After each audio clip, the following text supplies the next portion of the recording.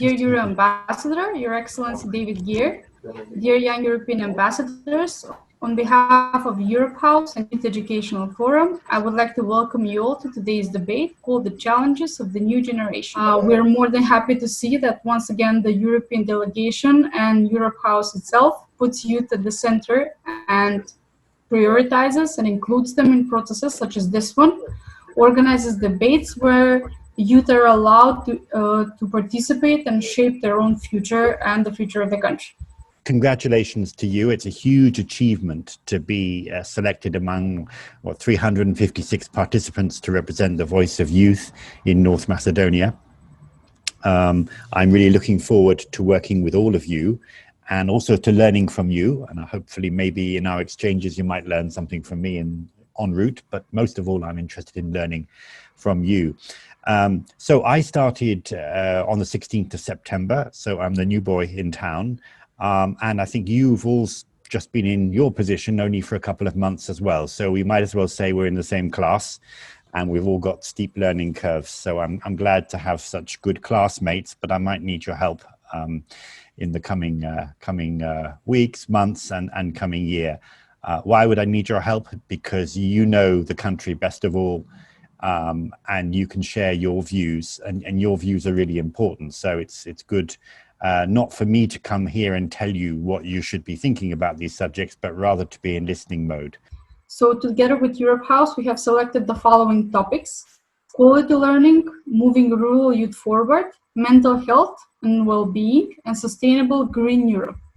Although all of these priorities are set by the European Youth Council, it seems that the priorities and challenges that the young people face in Europe are also the same challenges that we face here in our country. And so in this debate, we would like to invite you all to discuss these sort of issues in the local context and reflect on our specific needs as young people who live in this region and this country.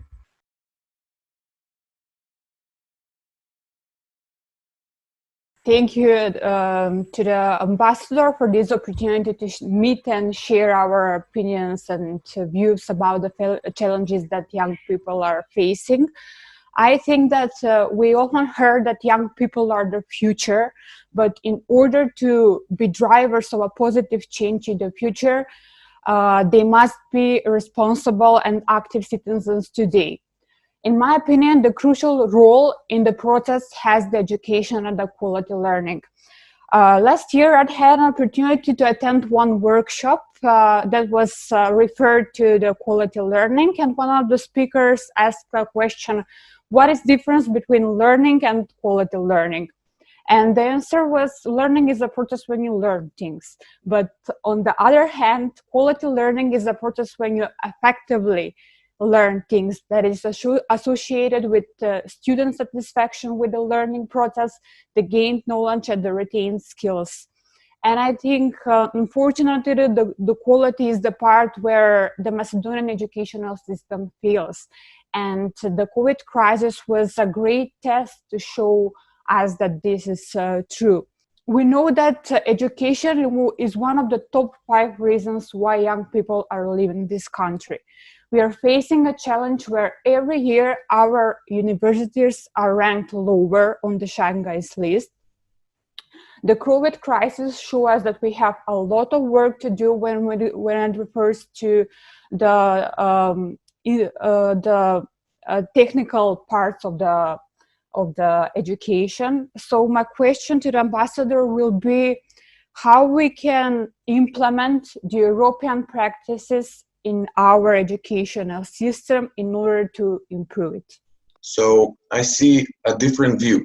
In order to talk about quality education, I think we need to see all the levels that are part of the whole educational process.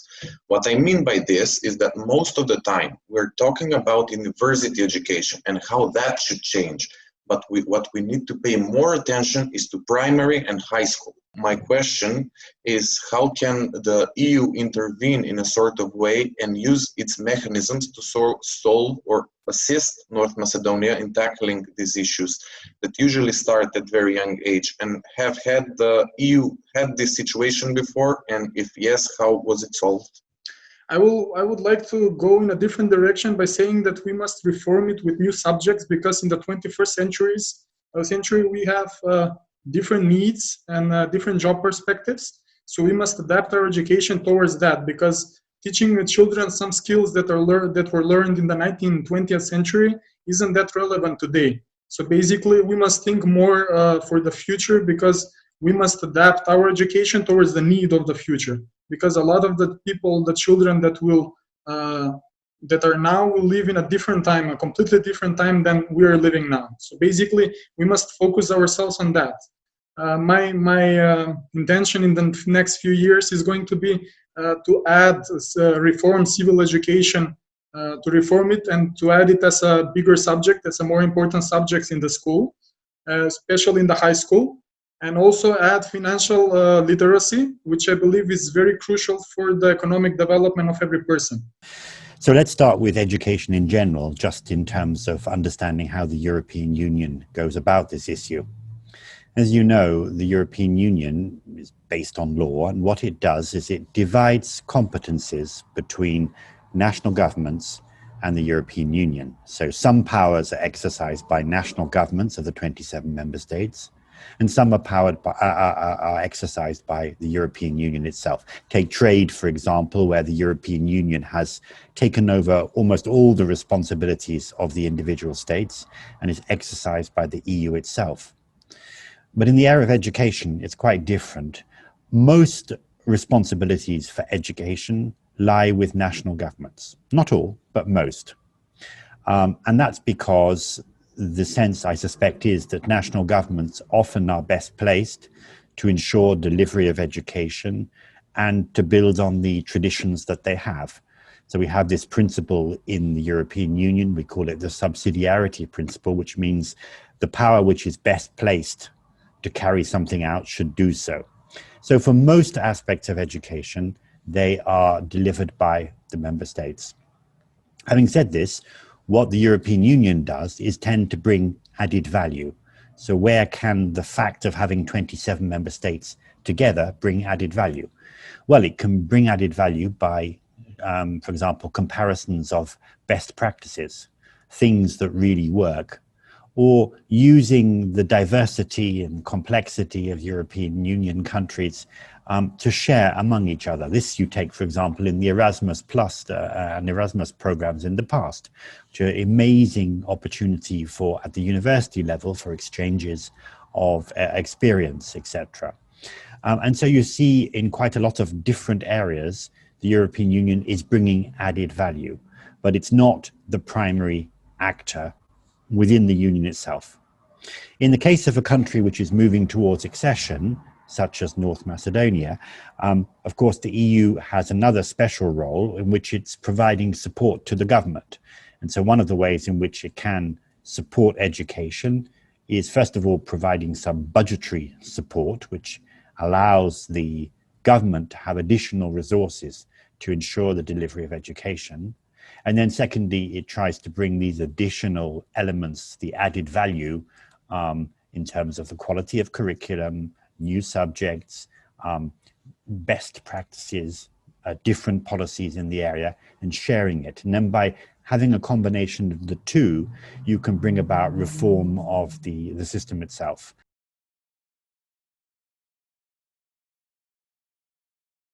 I think that the problem with a lot of people moving from this country, the brain drain that we're facing as a country is maybe the most outlined in rural communities. I feel that the youth who live in rural communities are much more likely to move away from those smaller cities and to move away from the country. You mentioned before that you were just thinking to open some Europe House centers in other cities in North Macedonia, and I think that this is a big step forward related to this topic, because all we need is inclusion, but not just inclusion in terms of activities, but also in terms of having some opportunities to work. My opinion on this is that, like as a business owner, I think that young people should develop in their own local place of residence, not just in our capital city of Skopje. Because in our country, in North Macedonia, we have many unexplored villages where rural tourism can be developed very easily. And I'm interested in your opinion. How realistic is to do this in our country, in North Macedonia, and for your advice on how to achieve this? The dynamic you've described, which is one of economic decline, which then results in weaker public services, loss of transport, maybe education, hospitals, etc., in rural communities, is very well known within the European Union itself. And the challenge is, how do you manage to reverse that trend? And how do you manage to create more equal development across the country? And it's not straightforward, but there are, I think, some important elements there. Obviously, and you'll have heard this from your friends, the starting point, of course, in terms of rural needs for rural communities is to ask rural communities what they need. They usually can answer the question quite well. They usually know if it's a transport or the reasons why their young people are leaving. They usually have a pretty good sense. So one should always start there.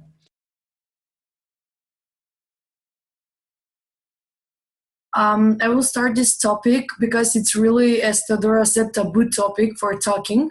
During the COVID-19 situation, it hit us really expected, and I think that everyone didn't know what to feel or didn't know how to react to this situation. And many of the young people face some really mental health difficulties and consequences.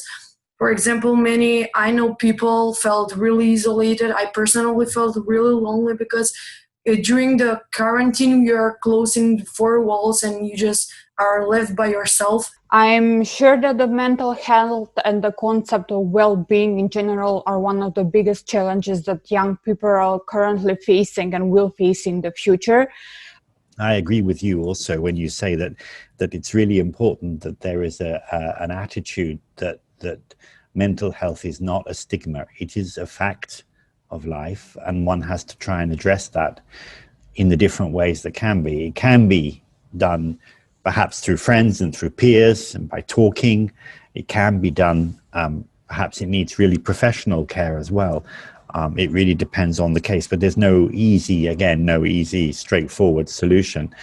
And I can fully understand, and I've heard it from many, that in the current context, suddenly to be locked up within a very limited circle is particularly difficult and really can aggravate these feelings. So you've touched on everything that needs to be done on that. Interestingly, that you should mention the LGBTI community. Earlier this afternoon, I had a meeting with some activists here who talked about the impact of COVID-19 and some of how that increases isolation. But I think that isolation can be felt across many different vulnerable groups. No solutions, but I think the beginning of a solution is what you're saying, which is to talk, to remove the stigma, and then to try and insist upon the need for help so far as the family can, help from friends, and help also from the services and the state.